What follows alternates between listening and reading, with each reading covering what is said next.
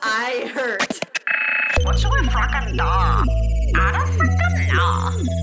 She doesn't do anything but read. Someone suck the soul out of me. It's not really our aesthetic. Our niche is being niche. Yeah, our niche is being so niche. I'm gonna be incriminated. Okay, I'm bored. Yeah, what's next? That worked. Jamie. Alexis. Jamie, so I did get the colonoscopy. Good, because you did all the prep work, so I'm glad that was By not the way, for nothing. That was the worst prep ever. I don't even want to get into it. No. But yeah, so I go through the colonoscopy, and as they're waking me up out of anesthesia, rolling me out the doors into the recovery room, I look over at my nurse and I say, "Have you listened to my podcast?"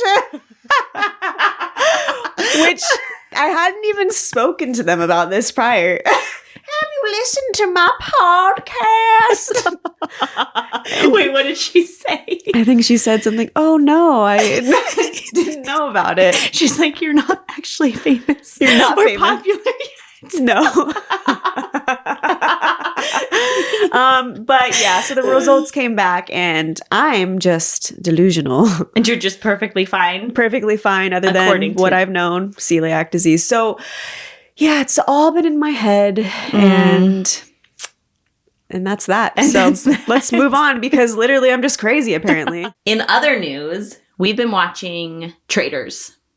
Which is a really, really fun reality TV show. Yes. I just started watching it with season 3. And season 3 just ended. And man, I got roped in. I will say this cast is so, like, I think this is like the best cast that they've had out Really? of like the 3 seasons that I've watched. Yeah. It was so fun. So, okay, Traitors is a reality TV show on Peacock. And basically a bunch of like washed up reality stars. washed up.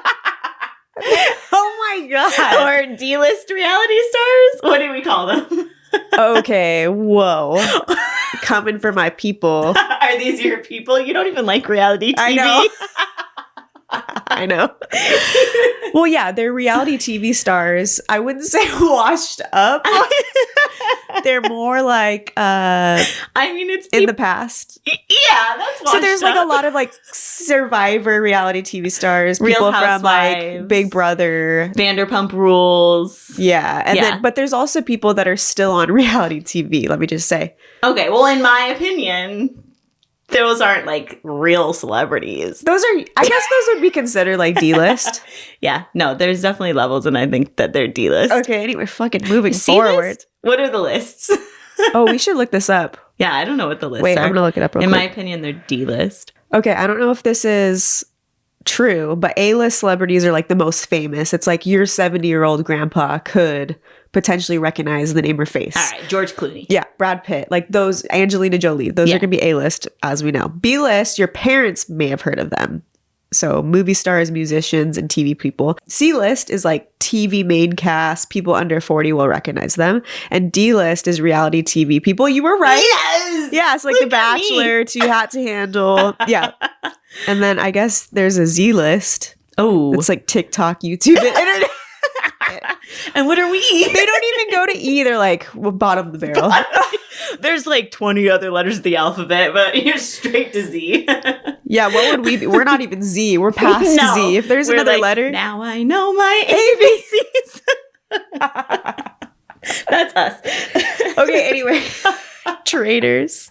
Traitors. Okay, it's so fun. It's like so dramatic and like Cutthroat. theatrical, cutthroat. Yes. And so all these D-list celebrities come in and they stay in this mansion. There's going to be participants that are chosen to be traitors. Okay. And then the rest of everybody is a faithful. And nobody's going to know who the traitors are, but the traitors essentially go around like murdering people, and they have like deep control of the game and different actions that happen. And what the goal of the whole show is that the faithfuls want to be the only ones standing at the end, because there's a pot of money that they get to split between all of them if there's only faithfuls. But if there's any traitors left standing, then the traitors get all the money. So basically the faithfuls during the entire game, they want to get out the traitors. Yes, but the traitors can murder them. Yeah. So like if you're coming in and you're figuring things out, oh, bam, you could be dead. Yeah, Not so- really dead, but like dead. But dead. To the show. So you have to be extremely strategic. You have to make friends on the show Yes. and create alliances. But also backstab them, betrayal, lies, It's deception. awesome. But there's specific people on the show that we're both obsessed with. Yeah, I didn't know I was obsessed because I didn't know any of these celebrities. Me neither. I've watched really? I've watched Bachelor, so I knew one of them, like an old Bachelorette was on it. Literally had no idea who anybody else was. Okay, I only knew of Sierra from Summer House. Oh, I only knew Gabby from Bachelorette. Which Gabby's a gem. Oh, yeah, she's wonderful. She's so funny. She's hilarious. Everybody look her up on TikTok. She's like really funny. Uh-huh. Gabby. Okay, but who did we fall in love with? Somebody was on this show that we We didn't know they existed, and now they're our everything. Zac Efron's little brother, Dylan Efron. Woo! What a smoke show. Such a gem. Obsessed. He's adorable. He is an environmentalist. He's a producer. He is a... Dude, he produced Ready Player One and The Accountant. I didn't even know, and I loved those. And he worked on Zach's show Down to Earth, which I fucking loved that show. Yeah, that's a great show. Wait, I don't know if he worked on it, if he just was on. No, see, he did work on it. Originally, actually, I just found this out. Originally, him and Zach were going to do it together. So they both were going to be hosts. But at that time, Dylan wasn't ready to be on like such a big show. Dang. And so he ended up telling Zach about, whoever the other person that was on the show. Yeah. I can't remember his name. That would have been so cute, them doing it as brothers. I know, but he just, which I appreciate that he was like, I'm not ready to do this, but one day I am ready. So And I'm curious what he's going to be up to now. I mean, he's up to a lot, and we want that train. We want to get on it. Oh, we want on that train. Obviously, yes, he has, people are excited to see him on the show because he's Zac Efron's brother. Yes. But how it turned out is that not only is he gorgeous, he's really smart. So smart. That's what I was enthralled with at first. Well, as it went on, I was like, damn, he might fucking win this. Yeah. Because he is just really observant and perceptive, and then was able to just come in and make good decisions. And that was hot. That was so hot. He knows what's going on. Yeah, which Yeah. I think him going on the show, you're like, okay, what is he going to bring to the table? I didn't know that he was going to be a leader Oh, yeah. He stands out. and can kind of call people on their bullshit and Yes. but also remaining very sweet at the same time. So it's worth watching just for him. Yes. Also, he might consume our lives now. He's if I get on Instagram, he is at the top. Yeah, he pops up immediately. Yeah, his story number one on my always. I'm like, what's he up to today? Oh, and then you were scrolling. I was watching you scroll it the other day, and you were scanning through, and you're like, he's hot. I love him. And then as you were going further, the deeper you got, the more angry you got, because you were like, he's living the life I wish I was living. Yeah, I got really upset because he's an adventurer. He's swimming with sharks. He's ziplining. Mm-hmm. He's swimming with sharks. What else? What else? What else is he doing? Well, he's traveling the world and he's rock climbing. He's doing all these he's an adrenaline junkie, and that's who I am. I'm just put me out there, coach. Let me jump out of planes, jump out, bungee jumping, things like that. And he's doing things that I haven't been able to do yet, and it made me so mad. I found out he has a girlfriend. But it's fine because I'm married and you're engaged. But you have to know these things. I look it up every time. And usually the man that I'm in love with is gay, which typically is a whole other level of disappointment. But yeah. Dylan Efron has a girlfriend. The reason why I wasn't too upset about this is because she's from high school. All right. They met in high school. So it's a long-term. Same Z's. I can get on board. I guess. Just don't ever post her. Just keep her a secret. Keep her a secret from everybody. I'm kidding. I'm happy for him. Do you feel like you could be a traitor? I would want to be a traitor because I like the power, but I think I would have a really hard time lying and keeping everything straight. Really? I don't think I'm a good liar. Dude. Really? You told me you used to lie all the time. You know what? This is something you and I bonded on. Is Yeah. that like for the first 20 years of our lives, it was just like Lies. based on lies. We were like chronic liars. Oh, I lied so much. Wait, Yeah. what's your worst lie? Or like, what's like a lie that you got caught on? That I got caught on. Yeah, I have a stupid one. Think about like when you were No, like I'm gonna tell you- like in high school or Yeah, something. no, I'm going to tell you one that I never got caught on, but it haunts me. Ooh. Yeah. Okay. That I feel like so bad about because it was actually really petty and I was like so deceptive to make me look good. And I feel like such an asshole. And it was like, it is like burned in my brain. All right. This is a confessional. Get it out. Okay. It's a safe space. Yeah. So I was starting, I think it was like grade 10 English or something. And a friend of mine had my English teacher the year before. And so I was talking to him and I was like, tell me something about the teacher that like nobody would know. And he's like, oh yeah, she goes on runs every day at 3 a.m. And I was like, okay, that's cool. So then we were in class, first day of school. We were doing icebreakers. Everyone was like getting to know each other. And I like contrived the situation in my head where like I was going to show her that I knew about her. Okay. And so I was like, I think that you are one of those people who gets up really early in the morning and like goes on a run before you get to school and then you have your day with your students. And I remember she looked at me and she was like, wow, you are incredibly perceptive. You're like, I know. Thank you. I know. You take a bow. Yes, I am. Did everyone hear that? Everybody, I'm an old soul. I shouldn't even be here. I should be in college, actually. You little conniving I little know. biatch. How conniving is that? But she liked the fuck out of me. That's kind of smart, though, at that age. I wouldn't have even thought to do something like that. You couldn't be a traitor. No, I could not.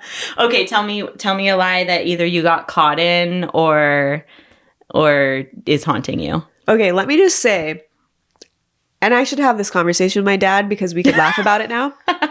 He thinks that he could always catch me. Oh. Because he has that like intuitive sense. Yeah. And I would say like maybe like maybe like a quarter of the time he could get me. And this is one of those times where I would ask to go stay the night at my friend's house and then we would leave and we go to like parties because Of course, yeah. I'm 16. That's what we like, did. Come on. Right. And he got that intuitive sense and him and my stepmom left the house and pulled up and my car wasn't in the driveway. Mm-hmm. So he calls me and I'm like, shh, everybody shh. At the party?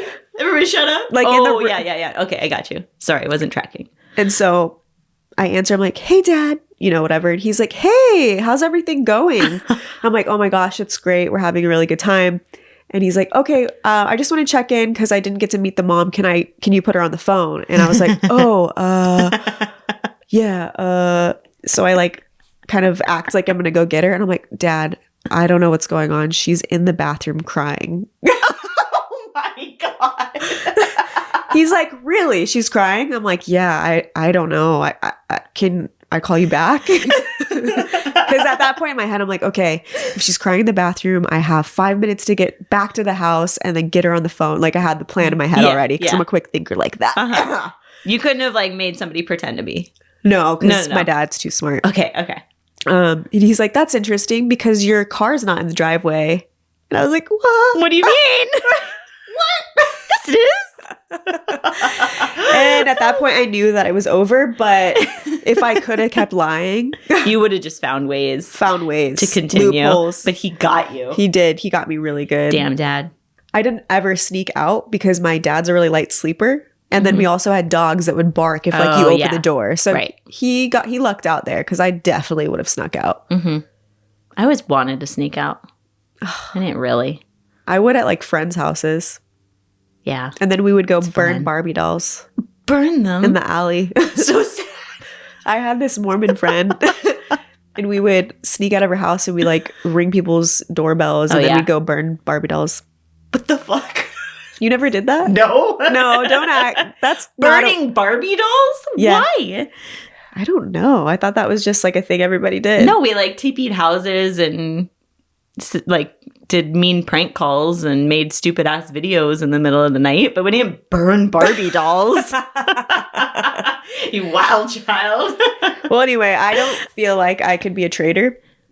Yeah. I'm not good at lying anymore. Like, No, I think because I yeah. lied so much, Mhm. now it's like my body reacts. Like, I can't do it. Yeah, and I think you and I both like made a shift in our life, a Yeah. conscious shift Yeah. to live an honest life And tell the truth. and yeah. only tell the truth and be like really authentic. And now we just can't. We're just too authentic. We're and too honest authentic, Gail. to be traitors. But I would love to. It would be like the first 20 years of my life I was training for it. Oh, man. Yeah, it would have been fun. I wish I lied more, actually. I want to go back to that toxicity. Yeah. Life was way more fun. I'm so much less hard on myself. I just kind of wonder, like, if I took it just leveled up, like, what could I really get away with? Yeah. Could I have gotten money from people? Like, I could have been a con artist. Yeah, you missed opportunity, man. God, fuck. But I think, like, the point of this is, That Zac Efron is out and Dylan Efron is in. yep, Mhm. go block Zac Efron on social media. Just block it. Just block him. Like, don't even unfollow him. Block him. But we're like, we love Zac Efron. We do, but right now, Dylan Efron is He's in. everything. Yeah. If I was to have a baby, I want it to look like Dylan Efron. Actually, no. If I was to have a baby, I want it to look like a baby Yoda. But maybe like a hybrid of a baby Yoda. And Dylan Efron. Yeah. We need to make this. Jake's note that this is what Alexis would like in the Yeah. future. Yeah. So make that happen. Actually, good segue, because I actually had a question for you about birth. Oh, okay. Because I'm a doula and a birth worker. Yeah. Okay. I'm just curious of like your experiences with spirituality and birth and like how they interconnect and what that means for you. To me, like birth and death are almost like the deepest connection you can have to the spiritual realm and like to God, because it is kind of at that gateway of where the soul comes into this world. Yeah. I like that. Gateway. Yeah, it's so culty. That's such a culty word. Wait, it totally is. We'll just keep using it. It'll be great. Yeah, I like it. Whatever. So for me, the practice is learning to become attuned to energies that are flowing. And to me, that is like the divine. And that is like the way that you connect with the bigger picture of what's going on. Because there are probably different channels. That's the word I'm going to use. Channels or waves of energy, Energy coming from through- different sources. Yeah. Yeah. Whoa. So when My you're mind. if you think about it, like you've got the energies coming from the baby, you've got energies coming from the birthing person, the other people. For me, like the most effective I can be in a birth is when I'm paying attention to all of those signals, and whether that's like, okay, what is that nudge in my body? Like, what is that telling me that is about to happen? Like, I can't tell you how much I know that the baby is about to come out of the birth canal based on like the feeling in my stomach. And you just fucking know it's about to happen. There could be a million different sounds where people are like, oh, is the baby coming? But unless you're listening to like Your intuition. that's when you deeply know like, okay, this is happening right now. Yeah, I've had situations where like you can tell who's not in tune with the energies that are going on and the signals and everything. Like you can tell when people are hyper focusing on the data, the medical instruments, the like what is coming out on the monitors.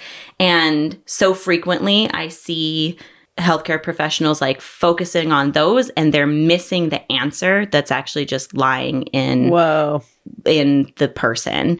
That's so crazy to me, because there's so many situations where you're using your intuition day to day, whether you know it or not, you are. But I feel like that is such a heightened experience of using your intuition because it is the unknown. Because of course, science has helped us progress. Yes. And we do have these instruments and things to help us. But like, this is a very ancient practice. Yeah, it is.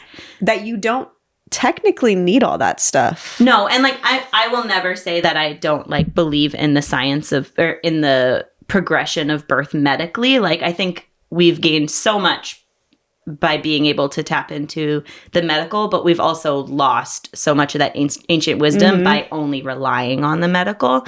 And like the most beauty is when like those two things can really come together, and when you've got different people that are in the room that are accustomed to both, which is why I think it's so important for people to have doulas.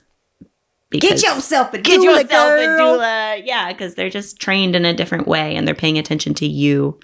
And yeah, it's just different. It's a different approach to it. That's freaking cool, Jamie. Oh, thanks. So I also believe that life and death are gateways. Okay. I have a couple different beliefs here. Okay, tell me. And I feel like they intertwine pretty well, so we'll see. But my first belief is people are gonna be like, God damn it, she's crazy. Well, I do believe in incarnation or reincarnation. Okay. Not necessarily like me coming back as the same person in every life. Like I could totally be your grandpa in your next life. Grandpa Alexis. I could come back as a man. But I think that before we're born, our soul kind of sits down, creates a contract or an energetic blueprint of who we're going to grow into in this lifetime. Okay. What are my set characteristics? Who's my mom and dad? My mom and Who's my mom and daddy? Straight from Grandpa Alexis's mouth. Like what type of ancestral trauma am I taking on? Things like that. Okay. And so I think that we do have free will, but I do believe that like children, think about your own children. They came in like one's wild and free and the other one's over here like super observant, and children are just so pure and authentic. And I think as time goes on, as we know, like we conform and we learn that it's not safe to be ourselves and we have to fit in. And I believe that it's sad because we are not living out this full expression of who we came here to be in this lifetime. And so a lot of us spend our entire adulthoods unwinding those beliefs and stepping into our authentic self. And my second belief around that is with incarnation, I think that birth is a beautiful gateway of kind of closing the past chapters, like closing the past books. Oh, interesting. And learning how to be authentic again. Okay. And so I think that karma, but not in the way of like bad karma of like, I did all this bad shit, so I'm coming here to redo my wrongs or rewrite my wrongs. I think it's more of coming here with past wisdom. Okay. And then rewriting it. And like choosing, the soul has like chosen a path, and it's like in... Because that's that moment in birth that they're like entering this life. Into who they are. Yeah. And I think that being your most authentic self in this lifetime is the closest way or path to source, God. Wow. Yeah. Damn, dude. Damn, dog. I love that. Oh, Grandpa Alexis coming in hot. I would really like you to be my grandpa. I would love to be your grandpa. Actually, I'd like you to be my pet. Your pet? Yeah. What kind of pet? Ooh. Like a parakeet? No, you can shut the fuck up. Actually, you'd be a great cat because you've got like these eyes that have a whole story behind them. And then also you can be like conniving and petty as fuck. But then like a little bit snuggly. I am actually a cat in real life. I think. Wait, what if I... No. Not like a real cat. Like, that's not what I identify with. But I feel like at home, I'm just like, I want to be touched when I want to be touched. Leave me alone most of the time. Yeah. Don't look me in the eye. No, but then when you're ready, you're like, hey, pay the fuck attention to me. And I'll knock the water off the counter. Yeah. Okay. So where are you at with spirituality right now? Okay, this is going to be really hard for me. Oh. Yeah. I have gone into this feeling like I want it to be a space where we can like hold it open for other people and their beliefs, and we can explore so many different topics. But turning that around and actually holding space for myself feels real scary. Wait, I have to talk about my feelings? I don't want to talk. Like, I don't want to hold space for myself. Wait, no, now you have me full blown attention. I'm curious. Okay.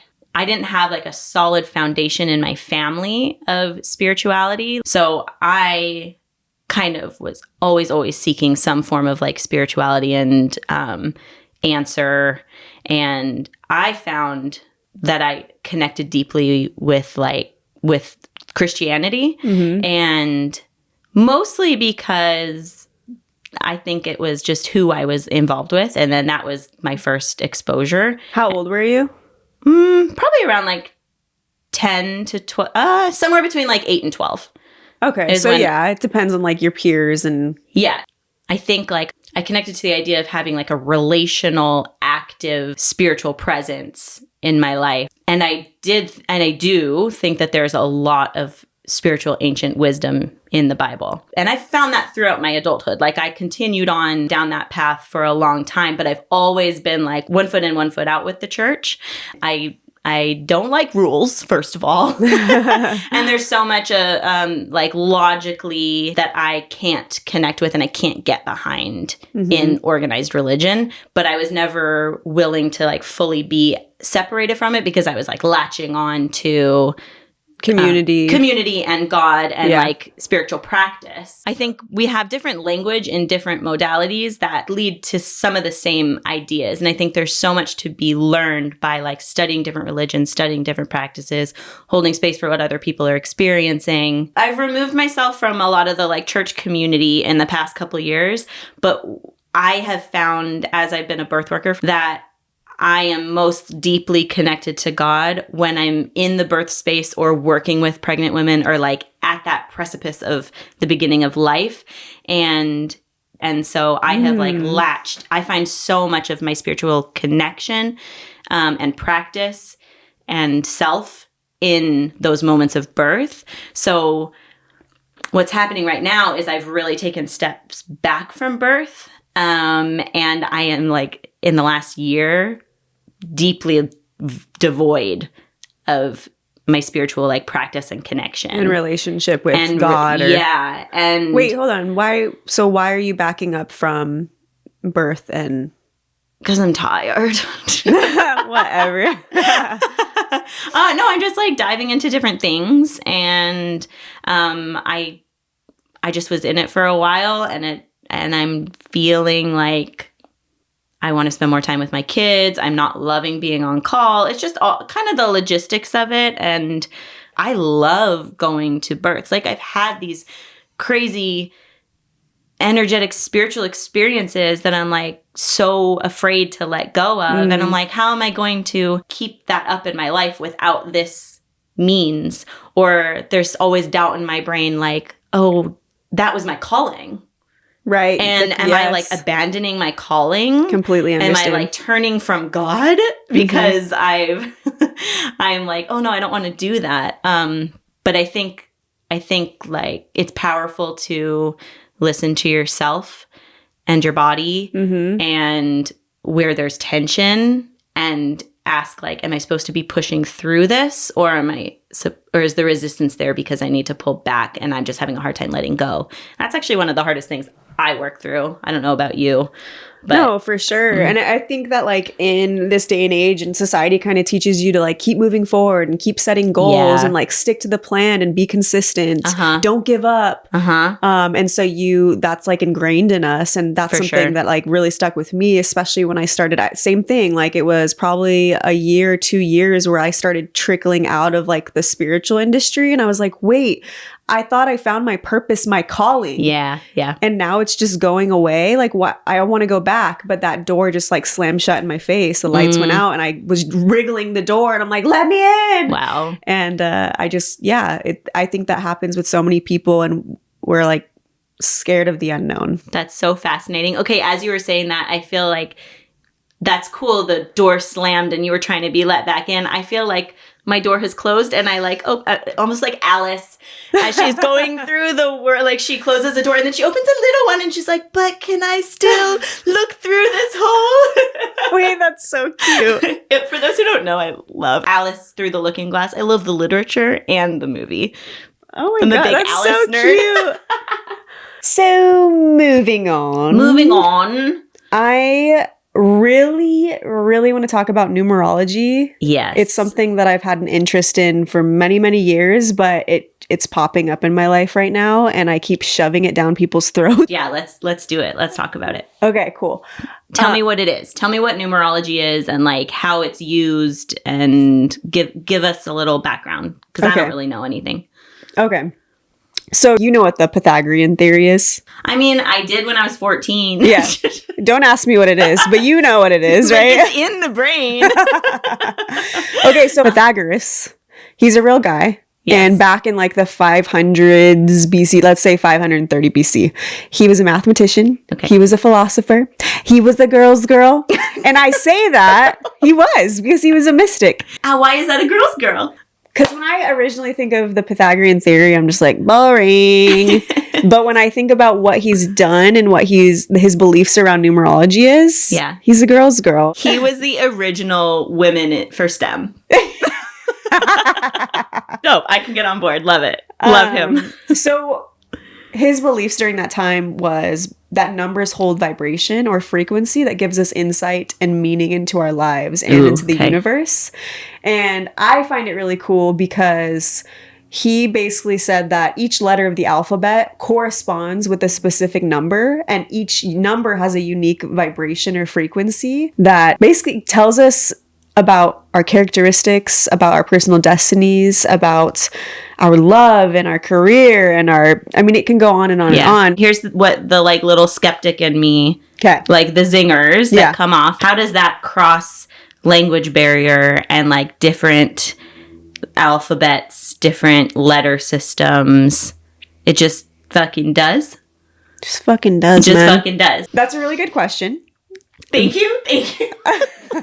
I'm going to look this up real quick. Where my brain goes is like language is so variant throughout the world, and it is so heavily based on culture. Like some languages aren't alphabet based, but like sound based. Oh, yeah. And like emotions that you can't convey in English, but you can convey in something else. Mm-hmm. So okay, I was just looking at the Goog, and the Goog says that different numerology systems account for this. It is something that is like specific to a language and cultural system, but like we're assigning numerical value based on different meanings, like whatever that looks like for that language. Yeah, I actually don't know much about like the other systems. What I personally focus on is Pythagorean numerology, which is based on Western numerology.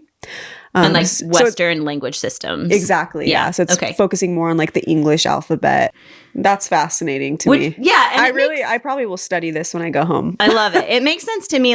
To me, that doesn't discredit the practice of numerology. It just makes it more like profound that something like this can cross language barriers. Like it can account for language. It just shows the like complexity of the human existence and the human condition. And I fucking love that. I love numbers. I'm here for it. I love numbers. I love math. Well, I kind of, you know what I really do love about numbers? So stupid.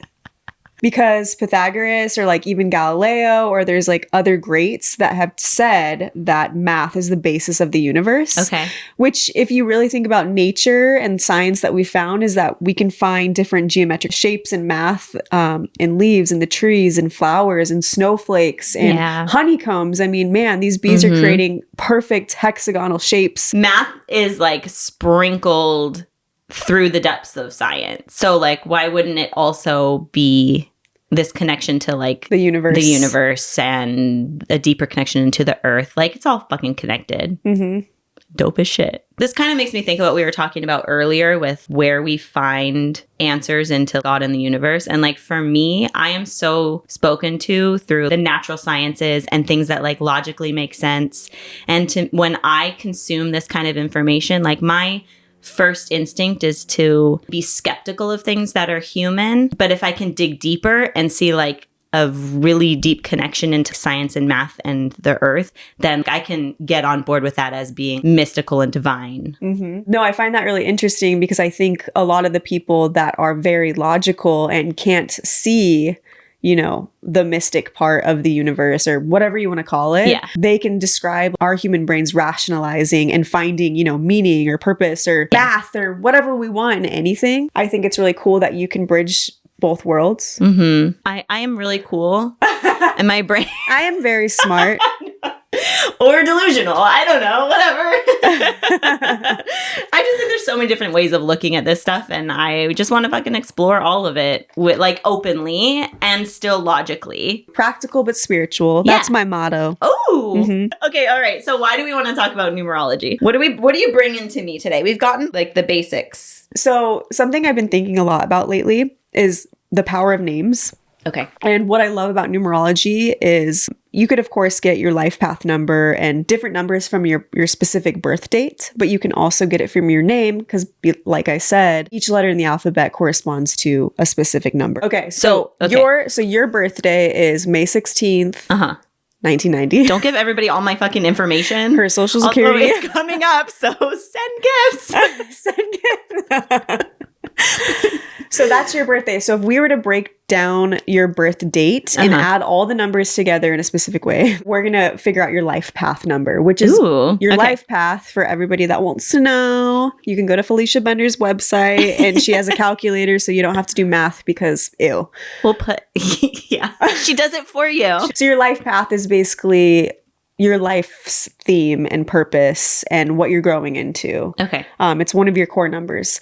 But your name, let's get back to your name. So it's typically your full name. So it'd be your first, middle name, and your name at birth. So I feel that the moment that we're named by our parents, the numbers associated with the letters in our name hold a specific vibration that give us insight into the characteristics, destiny, and personality of who we are and who we're becoming in this lifetime. Ooh, okay. Damn. Okay, and then that kind of like guides what your life will be or could be. Is it more of a like predestination thing, or is there free will? What is the path?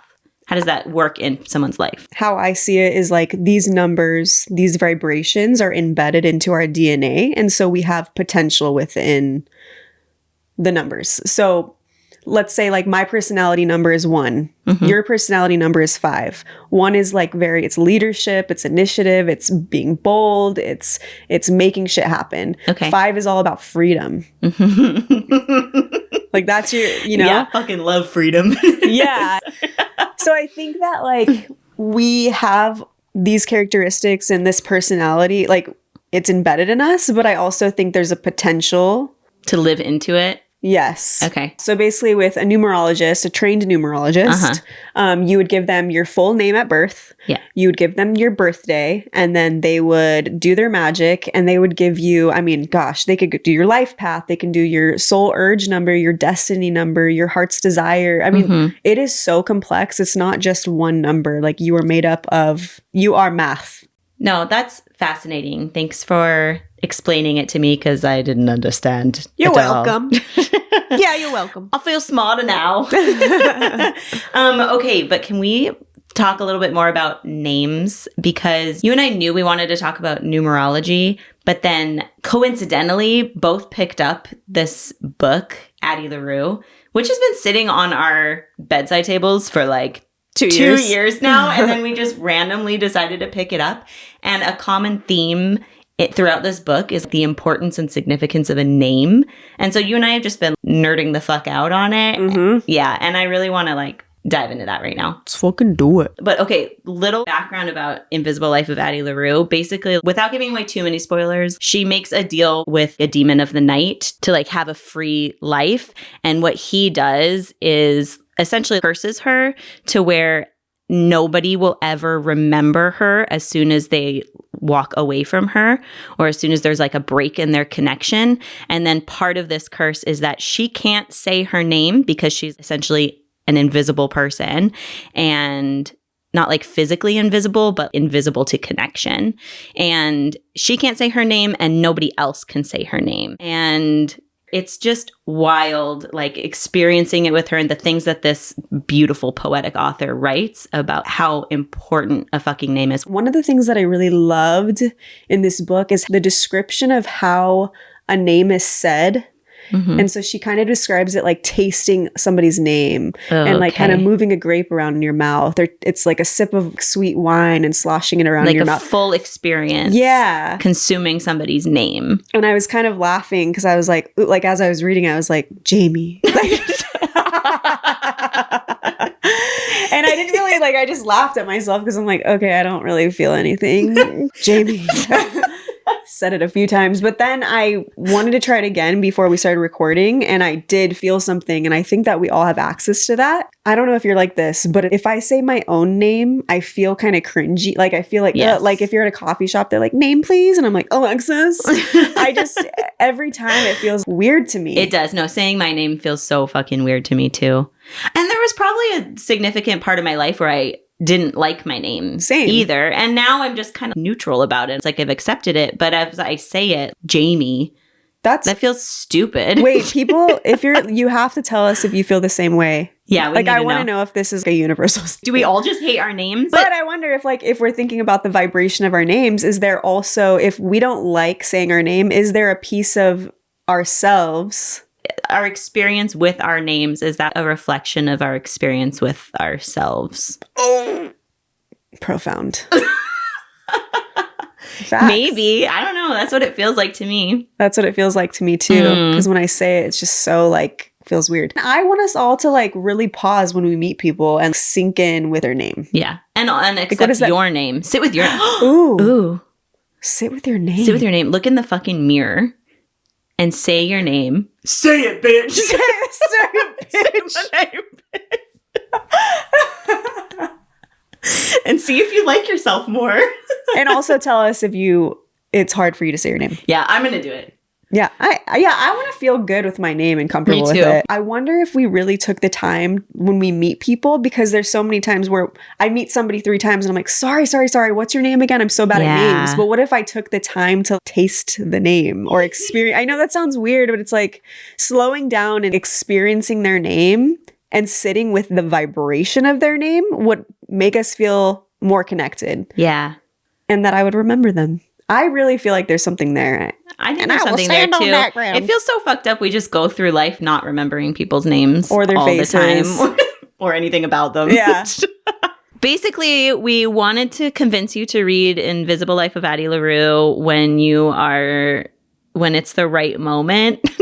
I'm not even finished with it, and I'm like, I know. Just fucking read this book. It's so good. It's the slowest I've read a book in years. Because you're just soaking it up. Soaking every moment. Yeah. Also, I can't go without smut for too long. So I had to take a break and sprinkle in some extra. Jesus Christ, Jamie. That is wild.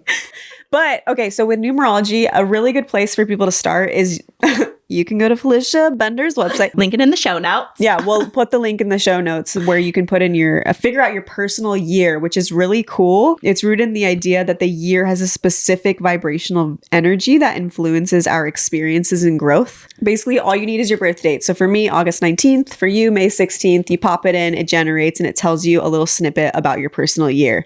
And it's like the theme of the year. It's how it's influencing you. It's fucking cool. I love it. I literally have been shoving it down everybody's throat.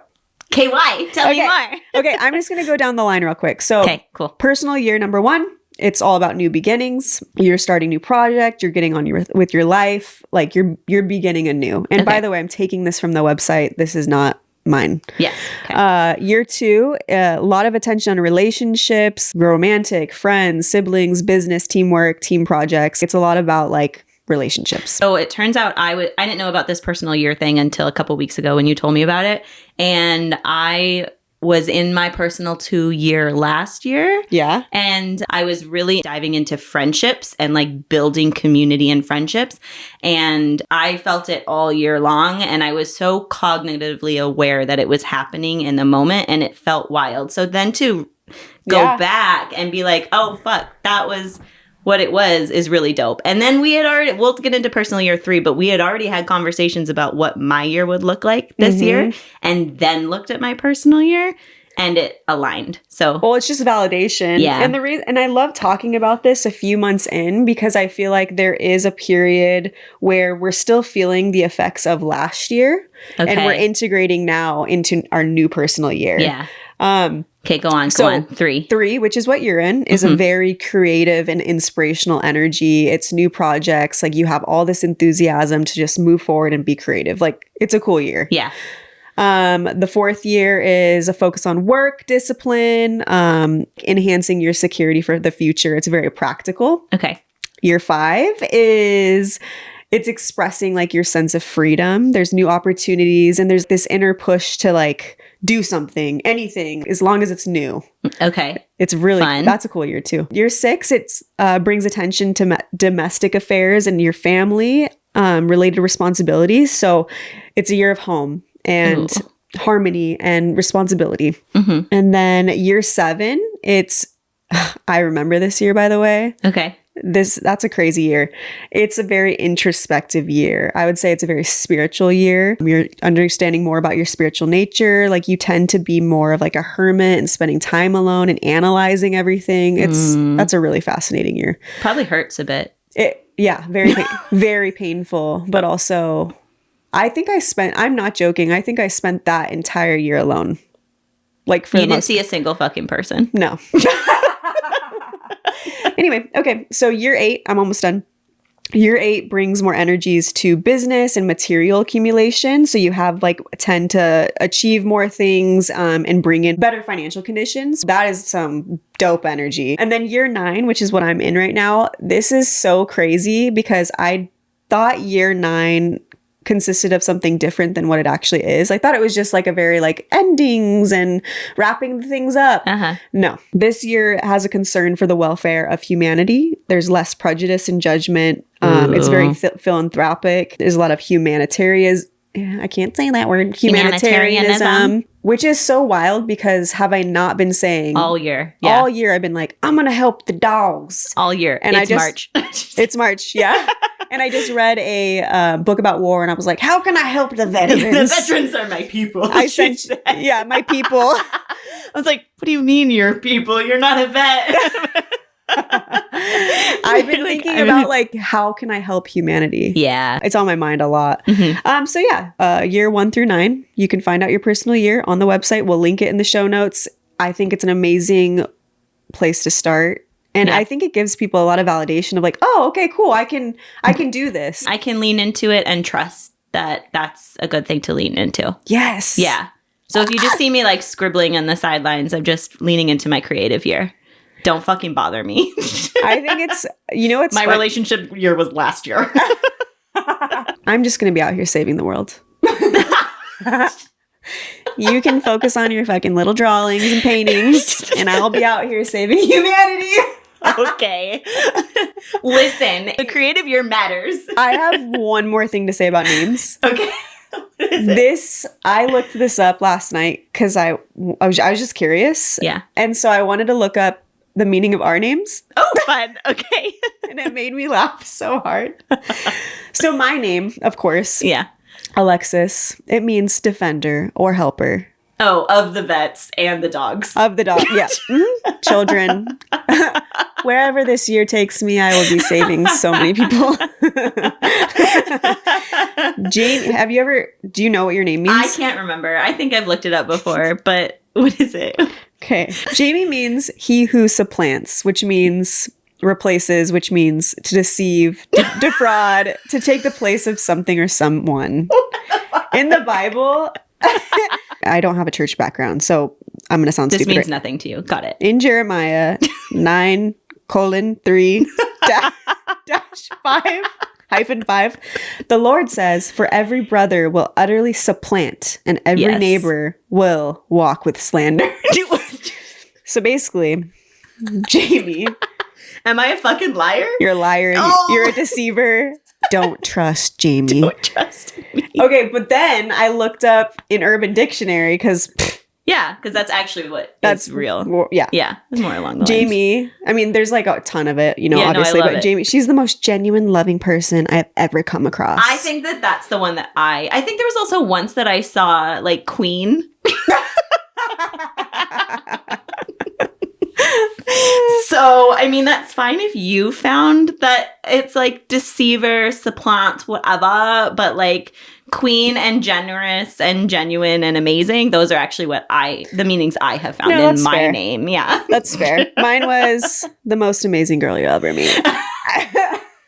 No, but then I started looking up different people. That's dope. I have to tell you, Chase's was so funny. His goes, the coolest fucker ever, often seen with bitches in a cane. What the fuck? Did you tell him that? I did. And He he's like, already knew. "Oh." He already knew. I found Zach. This will make you laugh. Zach, a rugged male who can be moody and very independent, but he's also sweet and super considerate. Oh, that's so perfect. That's a good one. He's so moody. Yeah, we should probably wrap this up. We shall. Actually, Is there anything else you need to say before we log off? Yeah, I have something very important to talk about. Okay. Grandpa Alexis is going to help you guys out right now. What? We're How? about to adult so hard right now. Okay.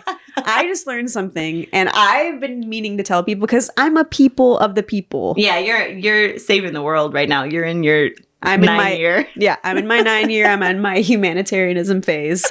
Guys, I was so annoyed because my insurance rates keep going up for auto.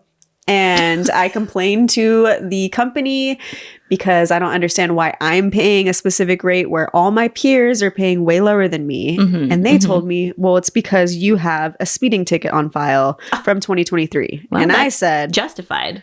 yeah, sure. Okay. But I said, that makes no sense because I took the test and it shouldn't even be on my record.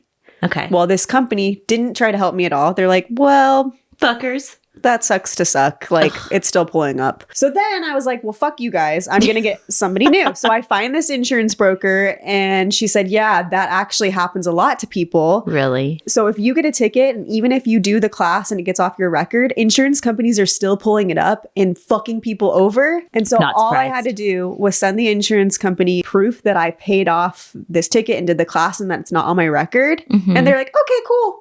Oh, but that fucker didn't tell you that. No. No. So this is happening all the time and the people need to know. They need, you know what? You're saving lives I know. by spreading this information. So I would go check out your insurance rate and also see what other bullshit they're tacking on. I took off so many things that I'm like, I'll never use that. Yeah. Until you need to. No. Oh. No. No.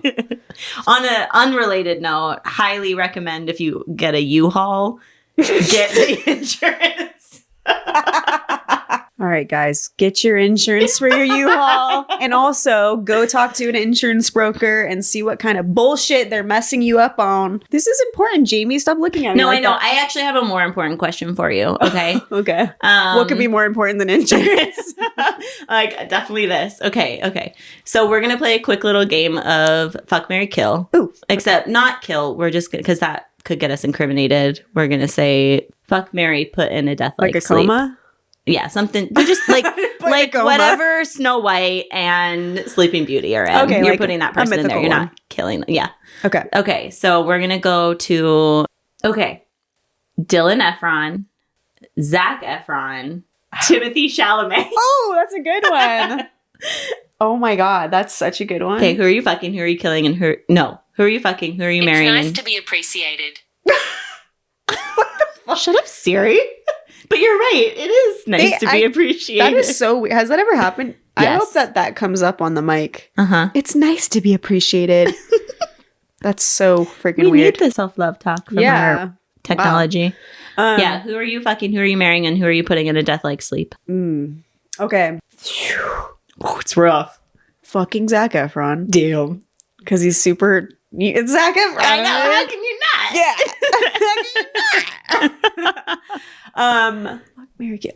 Marry Dilly Efron. Dilly? Yeah. Yeah. For sure. He's Dilly now? He's By Dilly the end now. of this episode, Yeah. we got to Because Dilly. I feel like if I was actually in a relationship with him, I'd call him Dilly. Yes, you would, for sure. Guaranteed. Thank you. And then you're just putting Timothy Chalamet in a death-like sleep. How could you? Here's my thing. I love T. Shally. I know. We got Dilly, we got Shally, we got Zachy. Or is he Effie? Zachy. I love him, Mm-hmm. but there's part of me that doesn't want him now that he's with Kylie. Ugh, fair. Yes, right? I don't know how to agree. explain it, No, I know. but I it makes him less desirable. Agreed. Totally agree. Ooh, I want to do one for you. Okay, do one for me. Fuck, marry, kill. Death Coma. like sleep. Death like sleep. Yeah. Baby Yoda. You can't ask me to fuck something and say it's a baby. Never mind. We're off to the wrong start. Can you Let's just say end this. regular Yoda? Why don't we just end this one? Regular Yoda. Regular Yoda. That's what his name is. Harry Potter. Oh, wait. No. No, I'm tell going me. to take Harry Potter out and put in Draco Malfoy. Okay. This is already hard. You're in a good. This It's is a already good one. hard. This is Yoda. a good one. What am I gonna do with Yoda? Fuck him. I can't kill him. I mean, that would be the worst. Pedro Pascal. Oh my god. Okay. So we got Okay. regular Yoda, Regular Yoda.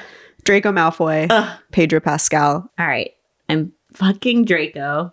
Oh man, not Yoda. I'm marrying Pedro, and I'm putting Yoda in a death like sleep. Why aren't you marrying Draco? He's got so many mommy issues. He's got a lot of issues. Got it. I can't. And Pedro For life- Pascal is really funny. Oh, he's so funny. Everybody watch The Last of Us I'm starting my rewatch, and you are Watching watching, it for the- it for the first time. because I'm getting ready for the second season. And I'm so fucking excited because it's one of my favorite shows ever. Can you just give people a little background so they can start watching? Yeah, it's like basically a zombie apocalypse movie. It's a Show. But I'm not into zombie apocalypse, and this show has my soul. I love it so much. It's almost kind of like dystopian and like deep character building, and it's just so fucking good and thrilling and a bit scary and and Pedro. Pedro He has my heart. So what we want to leave you with is go say people's names Say my name, say my name. when no one is around. Say my name, I love you. You want running it. Oh, do I gotta stop? Yeah, you gotta stop. Dun-dun-dun-dun-dun. Say your name in the mirror and go say other people's names. Dun-dun-dun-dun-dun-dun-dun. Say my name. Say my name. Dun-dun-dun-dun-dun-dun-dun. All right, Should bye. be the reason why I act is strange. All right, that worked.